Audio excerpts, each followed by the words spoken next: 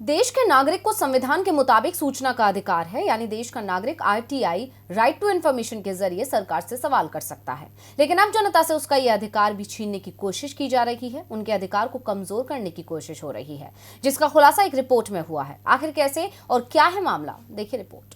भारतीय संविधान के अनुसार भारतीय नागरिक को सूचना का अधिकार है, लेकिन अगर उसे सूचना नहीं मिलती है तो वो सूचना आयुक्त के पास शिकायत दर्ज कर सकता है।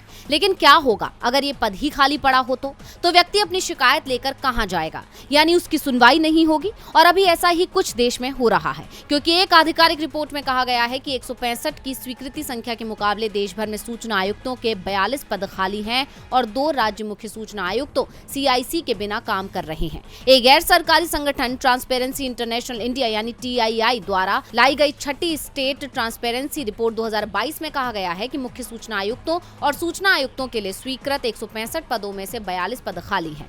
42 रिक्त पदों में से 2 CIC गुजरात और झारखंड में और 40 सूचना आयुक्त पश्चिम बंगाल, पंजाब और महाराष्ट्र में 4-4 और उत्तराखंड, केरल, हरियाणा और केंद्र में 3-3 के हैं।